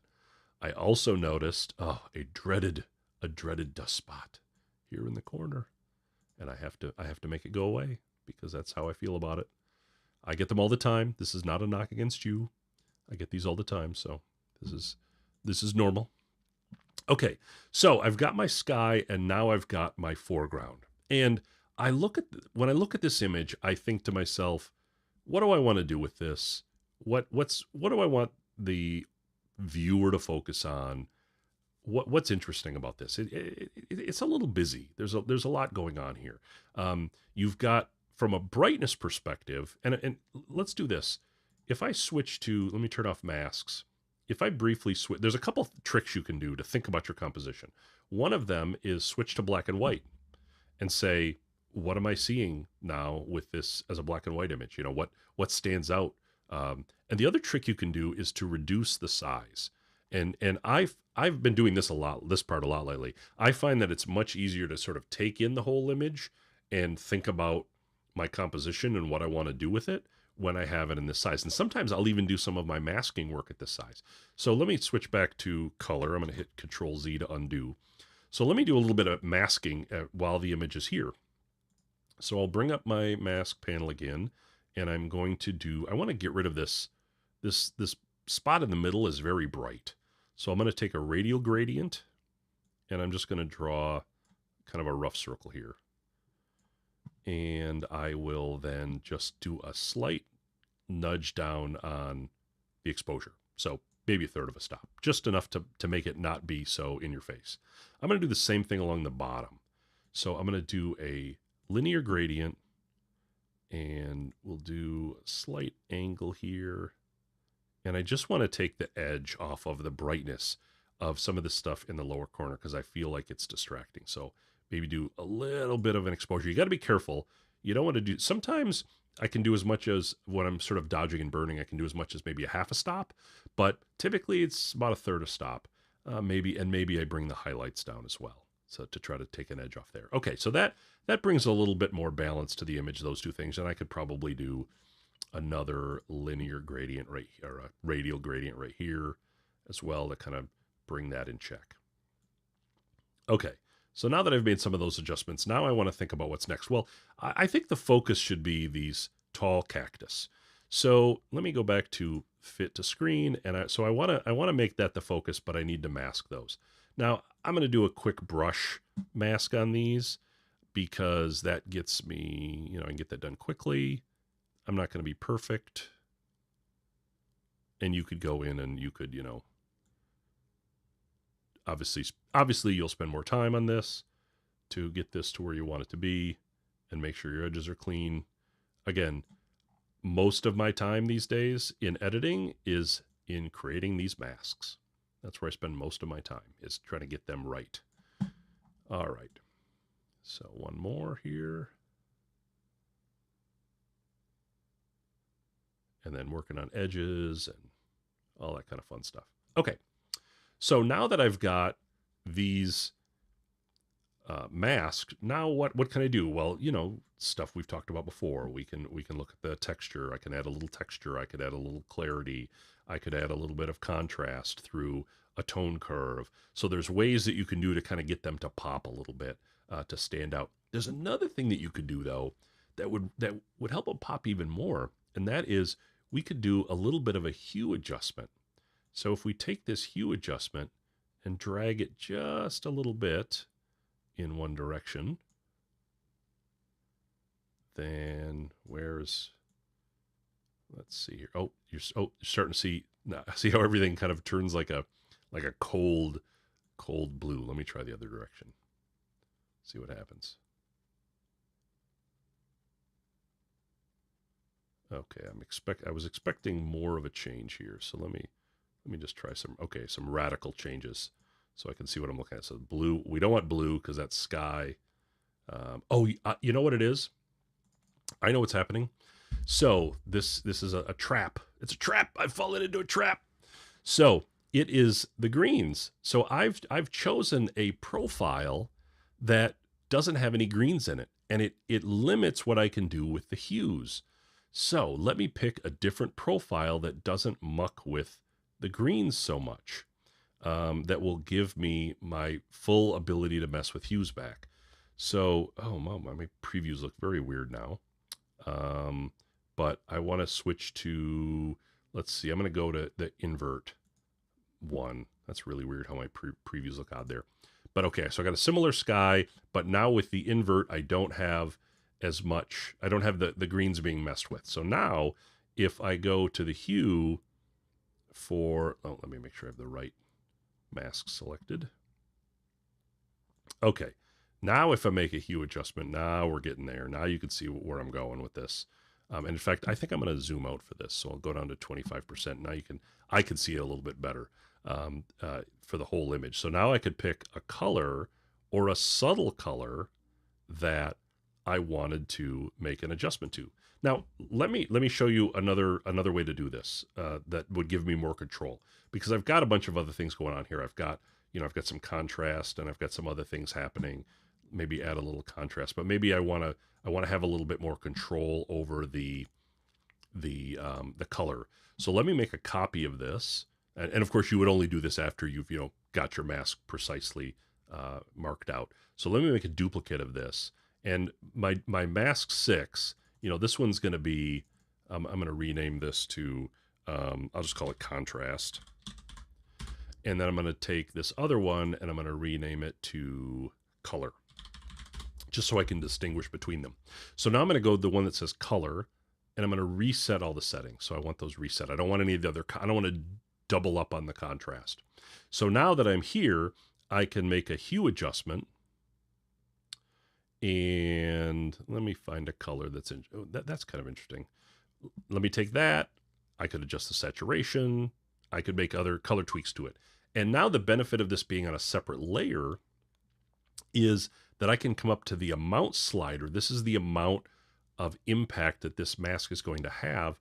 And I could drag this back to make this a much more subtle impact. So see what I'm doing here is I'm drawing attention to these cactus and having them stand out from the rest of the background just by a slight color change. And by having the color be in a separate mask, then I can play around with this so that it's not like, a bold in your face kind of edit, but it's more subtle. And I like the thought of the change being so subtle that it's enough that it draws your eyes to that subject, but maybe you don't know why. Maybe you don't know why you're drawn to it, but you are. And so those kind of things, those kind of little tricks can help you to really pull out the subject in an image like this that I think otherwise could be very busy. So that's how I would approach an image like this. And then I would probably look at this branch in the upper left-hand corner and see if I could heal that or take it over to Photoshop and get rid of that. Try to clean up that edge a little bit. It depends on how much time you wanted to spend on an image like this, but I think that a little bit of subtle adjustments to color can be a great way to have something like this pop. So that is that edit. Let me switch back here, get a drink, clear my throat.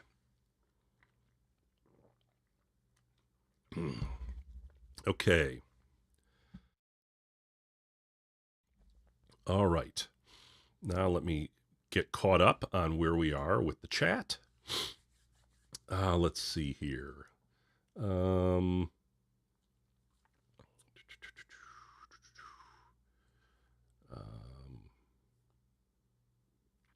If you have a 720 filter, I presume, and are looking for a second filter, what would you pick? Well, it depends on if your camera's converted to 720, then I would buy like an 830 that would allow you to do a deep infrared. If your camera was full spectrum, then you could get whatever. You could add another like a 5.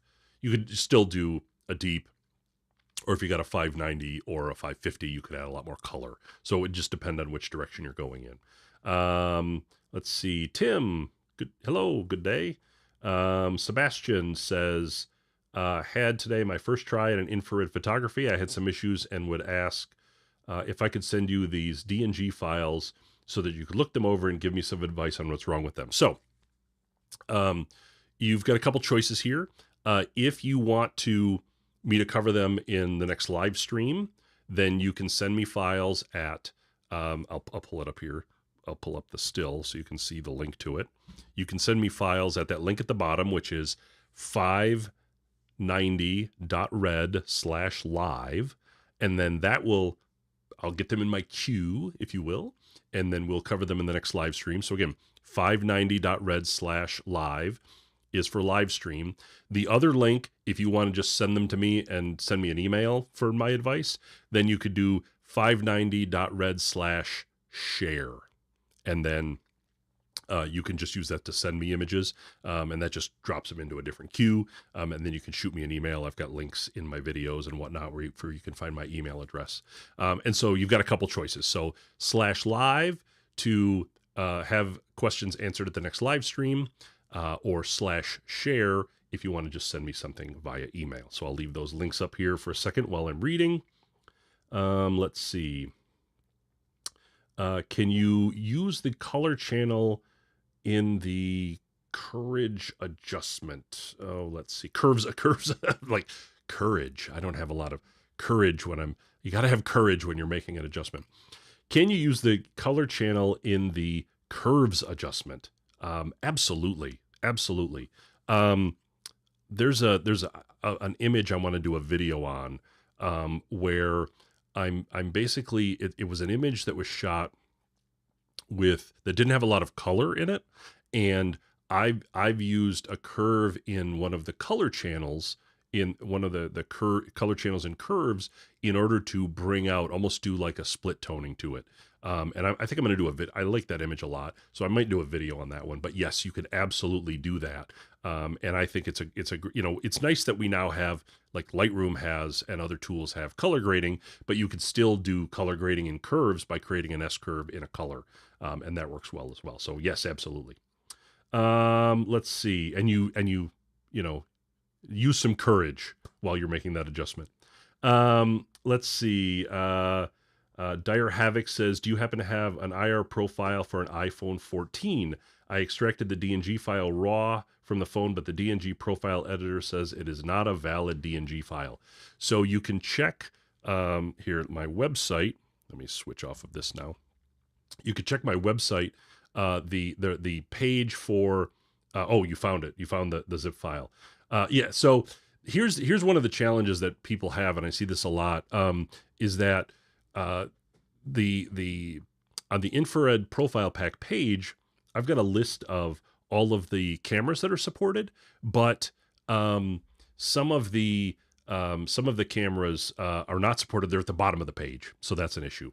And then with iPhones are challenging because, like an iPhone Pro Max, 2 of the 3 cameras are supported because you can get a DNG with Lightroom Mobile, but then the third, the ultra wide lens, is JPEG only, so you can't get a profile for that one. But I do have profiles for, I think, some of not every iPhone, but some of the iPhones. So if you are looking for a profile, check that page, the infrared profile pack on my blog, and then I can add any, but I need submissions with those DNG files.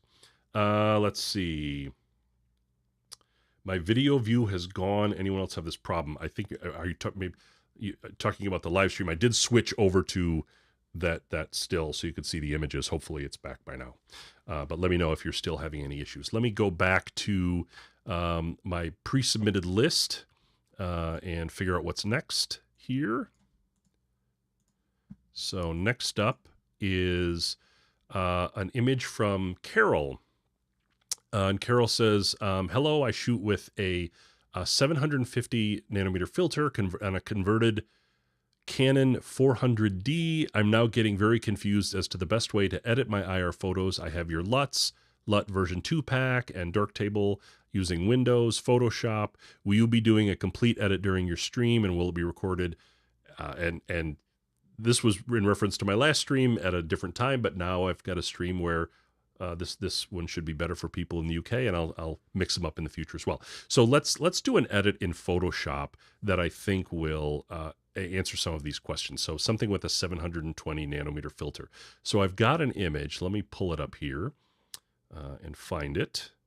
And I'll open an image in Camera Raw, and I'll work through a similar process to what we've just been covering in Lightroom and in Photomator, but we'll cover it in Photoshop as well. So let me a second here while my Photoshop loads up this image, and then I will switch over to it to give it a look. All right, let me make it full screen, and we will switch over to that. Okay, so, and in fact, let me change this just to give you a view of what it would probably look like at first. So this is probably what it would look like in the beginning. So you'd have a very red image that you're working with. And this is, again, an image shot with a 720 nanometer filter. And let me try to do a white balance. So I'll grab my color picker. I've got some clouds off in the distance. I can actually get pretty close to a decent white balance, but I'm still pegging, here at -2000. So I want to pull up one of my profiles. The -50 for many cameras works well with a 720 nanometer image. And now if I white balance on those clouds in the distance, now I get what I'm looking for. The clouds are white, the fence is white, the sky is a very subtle gold color, and the foliage is a bit of a baby blue. And this is what you would typically see for a 720 nanometer image. So now that I've got a white balance, now the thing with Photoshop is you've got to think about, what do I want to do in Camera Raw versus what do I want to do in Photoshop itself. So the color swap has to be in Photoshop. So I'm going to stay in Camera Raw for a bit, and I'm going to do a little bit of work here before I go over to the other side. So I have masks. They work similarly. I could do global adjustments. I could do curves. But let me go into the mask tool, which is very similar to what exists in Lightroom. The Camera Raw and Lightroom basically use the same processing engine. So by and large, the features should be nearly identical between them. The interface looks a little bit different, but the engine under the covers is the same. So now that I've got my sky, I could do my sky thing. And if I had more clouds, a dehaze would be kind of interesting, but I don't have a lot of clouds here, so we'll just do a little bit. It'll just kind of darken my color up a little bit and maybe give me a little bit of those clouds in the distance stand out a bit. So then I can look at the rest of my image. So I'm going to click on this and do a duplicate and invert, which will give me everything else in the image. And now with everything else, I want to add a little more texture, a little clarity. I want to add a little bit of a tone curve to give me some contrast. Maybe I will come up here and add some contrast. And I think I'm going to bring the highlights down just a hair. And we will drop the blacks a little bit, bring the whites up. So you could play around and do all of the things that you might normally do. And again, I'm masking on not sky, inverted sky, so that everything in the foreground basically. So I can do a variety of things here and get this image where I would like it to be. I could also do more masks. I could do just a mask on the building or just a mask on the fence or the tree, whatever you'd like. Let me do maybe one more mask. I'll do a linear gradient. Oops, grabbed the wrong one. Don't want a brush. So let me do a linear gradient.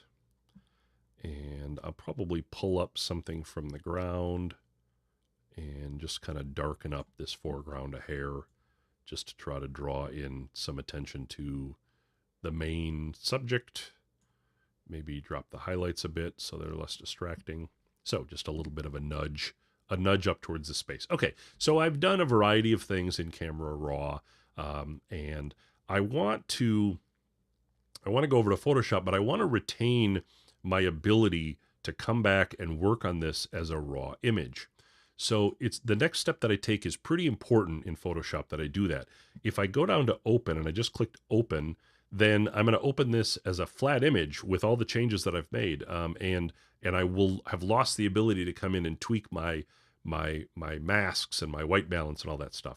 So what I really want to do is open this as an object. It used to be called a smart object, but object, smart object, all one and the same. So let me open that up.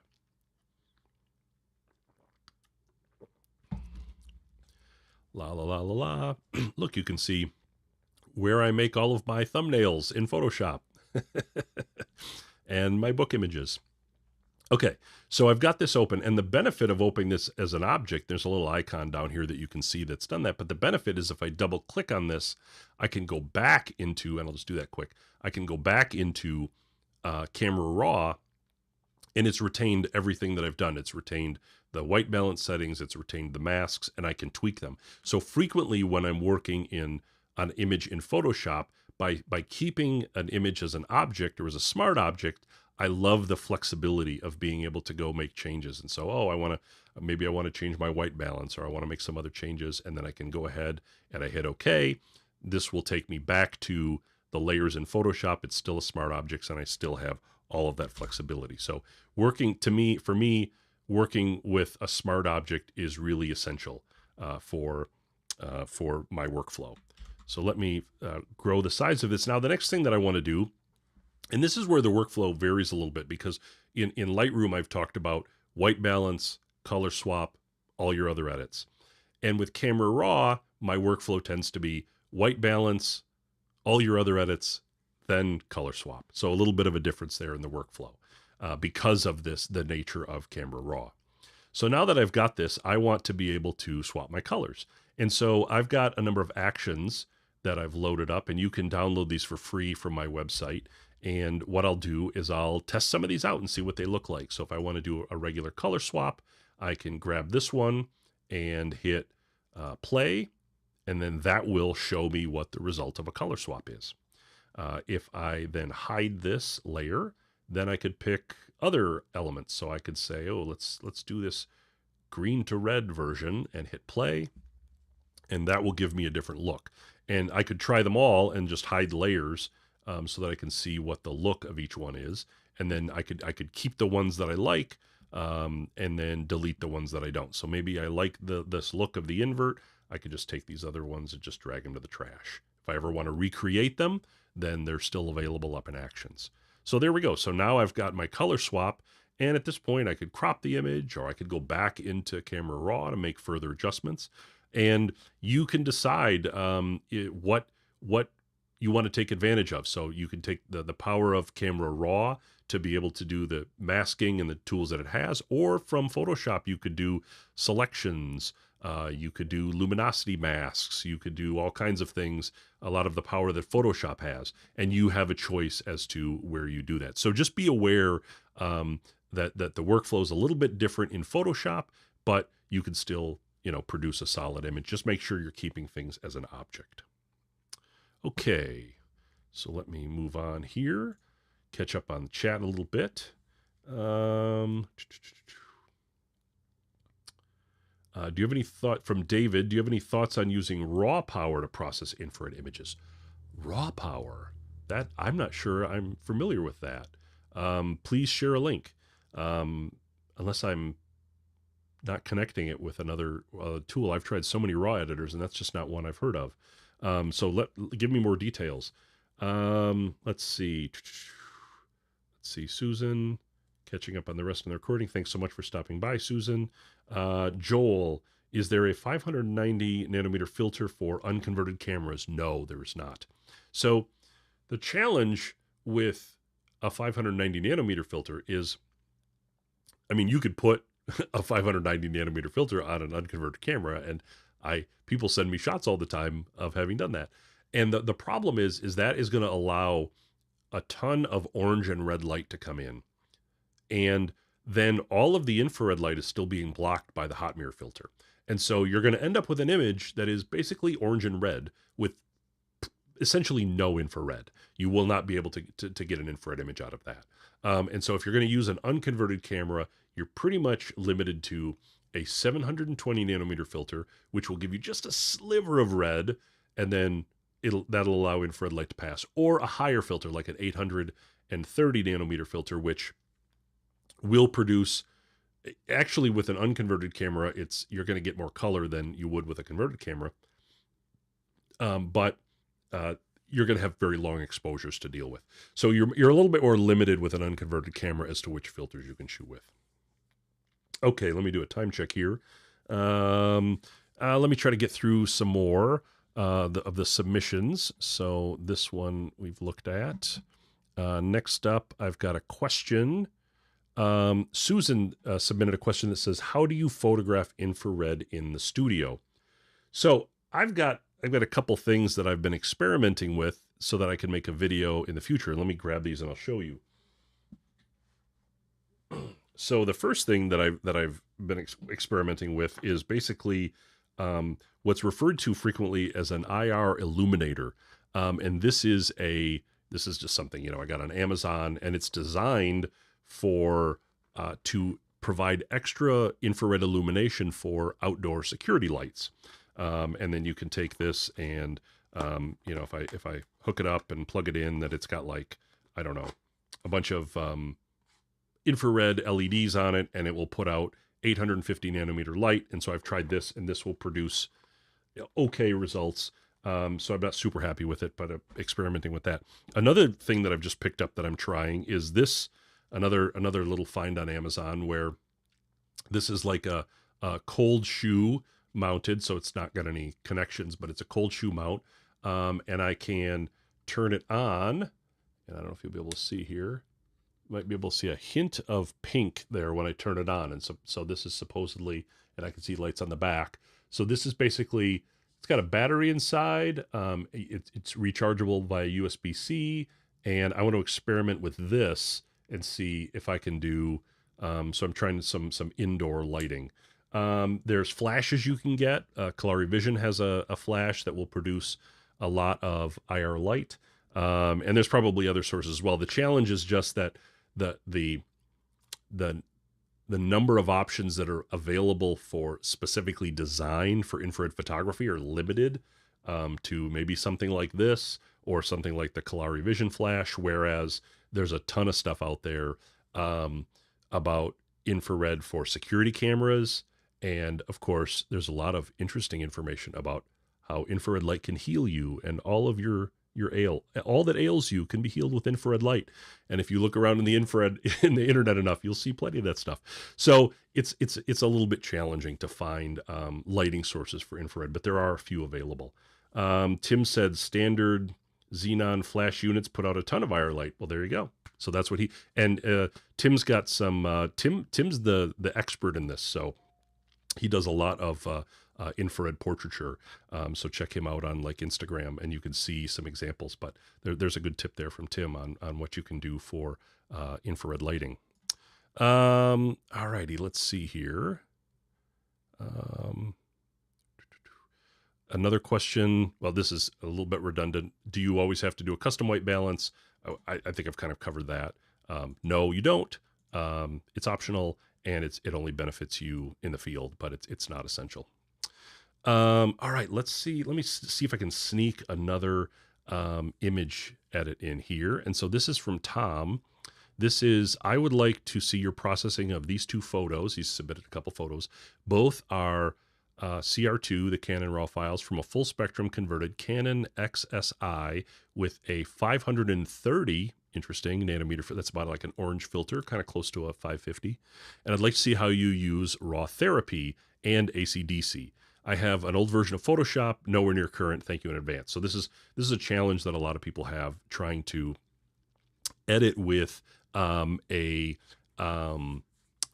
edit without having the latest version of Photoshop and Lightroom. So let me pull up RawTherapee, and I'm going to really, I haven't used RawTherapee in a bit, but we'll give it a go. We'll give it a try. And while I'm waiting for this to load, I will say that I have a couple, one or two videos that I've done on RawTherapee, and you can certainly check those out. That's a good place to learn about how to edit infrared in RawTherapee. It's a good start. Okay, so let me find these images. Okay, here we go. So I've got a couple here. Let me open one up in RawTherapee, and then I will share my screen.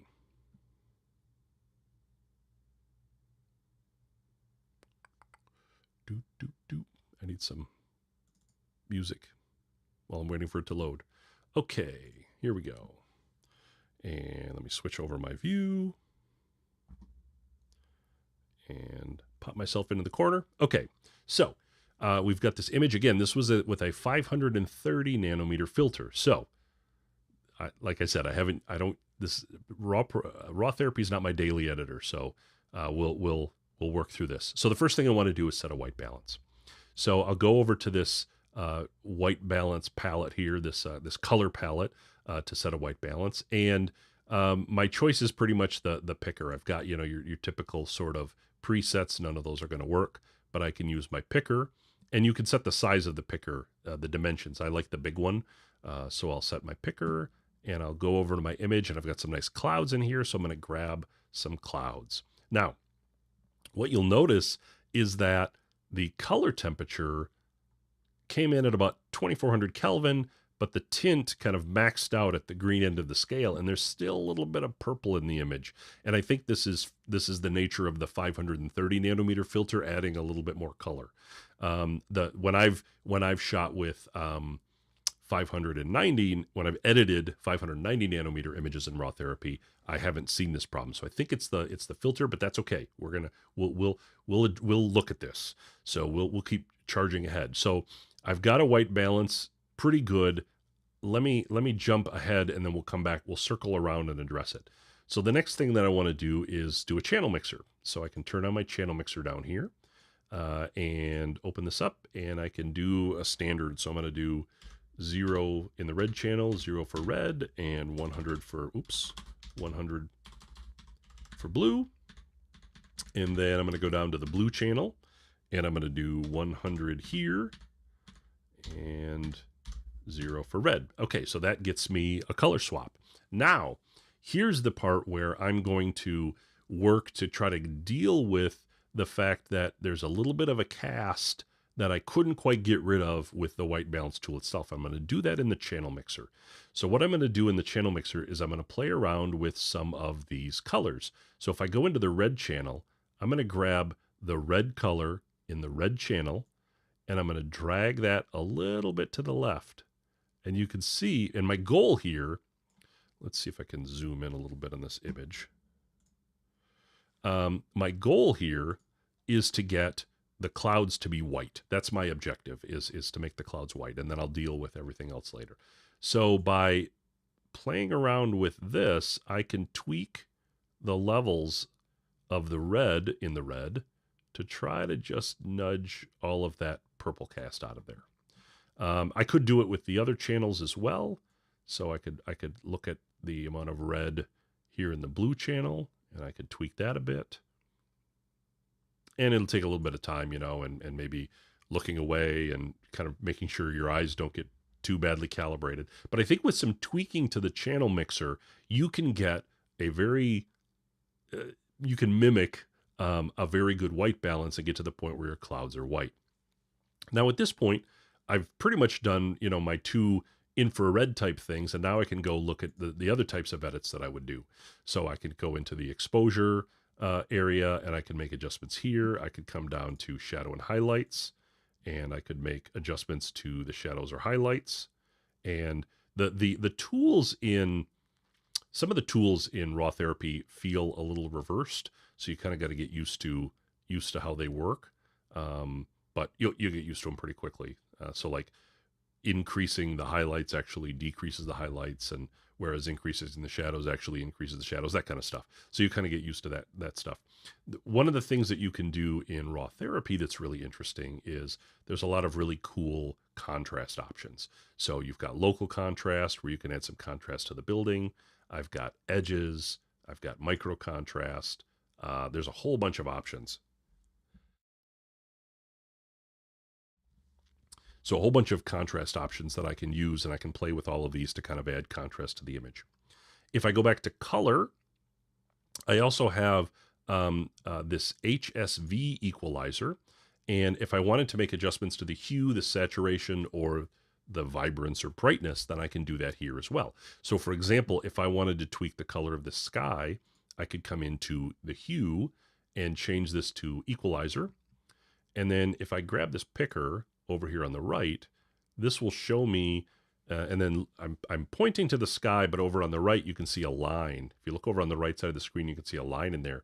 That shows me that I'm pretty close to that purple line. So if I grab that purple line and drag it up, then I'm making an adjustment to the hue. Now, you've got to be careful. A small adjustment goes a long way, but let's say I wanted to make the sky more true blue, I could make a subtle tweak here. The same thing with the foliage. I could grab the yellow that exists here, and I could drag this down to make a tweak to the colors if I wanted those colors to be slightly different. So you can play around with this tool, and there's some nice options. You've also got RGB curves. We were just talking about that. So if you wanted to pick up a curve, you could do that in one of the color channels. So all of the normal things that you would then do with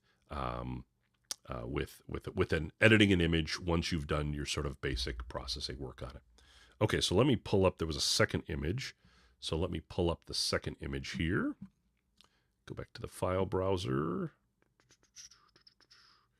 and this one will be similar, I think.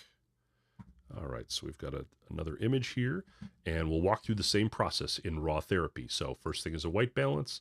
I'll use my picker. We'll go for the clouds. We get most of the way there. This one's actually a little bit better. Not too much. We still maxed out the green on the purple-green tint, but the clouds look pretty white. So you've got pretty good color here. I can go down to the channel mixer, and I can do the swapping of these. And there's the processing shortcuts you can learn about. I've got more details on that in my video on RawTherapee that would help you to speed this process so that you didn't need to do a channel mixer every time, which would become very tedious. So let me finish this channel mixer and let me turn it on. This is the other key thing. I got to turn it on using this little power button here. So now I've got my colors swapped, and I can play around some more. So like, let's say I wanted to go to the green channel and split that. And you're seeing this purple and yellow look. This is pretty common for the 530 nanometer filter. You're going to get more, you're going to get a little bit more of a color shift out of that filter. And so that's pretty normal for this kind of filter. But I'm going to split my greens here and see what that does. So splitting my greens is, I take the green channel and I put 50 in red, 50 in blue, and then 0 in green. You can see that gives me a little bit more of a teal sky and kind of yellow-orange trees. And then if I wanted to, I could also play with the different colors if I wanted to try to tweak the white balance, just like we did in that other image. Although I don't know that this one needs it as much because we seem to have a pretty good balance here. And then kind of the same thing. So I could, do I want to, maybe crop this image? Do I want to try to straighten it? Do I want to play with the colors or add a lot of contrast? You kind of have all of those options available. So if you're interested in RawTherapee, check out the video that I did on that, because that's got a lot more detail about all of the tricks for editing an image in RawTherapee. But basically, you can get a white balance. You can tweak the white balance a little bit if you need to in the channel mixer. You can do a color swap, and there's a lot of great tools for adding contrast and punch to your image. So it's a RawTherapee, free, great editor. All right, so let's go catch up on the chat. All righty. So, okay, so let's see here. I'm going to answer one more question just to wrap this up. I think it's redundant. I think this is a topic we've covered. I recently started with IR photography. This is from Ron, by the way. I recently started with IR photography. I have a Nikon D7100 converted with a 720 nanometer filter. My problem is that no matter what I do, I cannot get an in-camera white balance. I've tried white balancing off the grass, off white cards, off gray cards. I've adjusted the exposure from +3 to -3 EV, and I still get the same white balance, no good, try again message. I know I can change the white balance in post, but I always try to get images as good as possible in camera. Thanks for your help. So, first of all, an observation. A lot of the sensors even across various camera models tend to work similarly, and they have similar sort of challenges and similar white balance issues.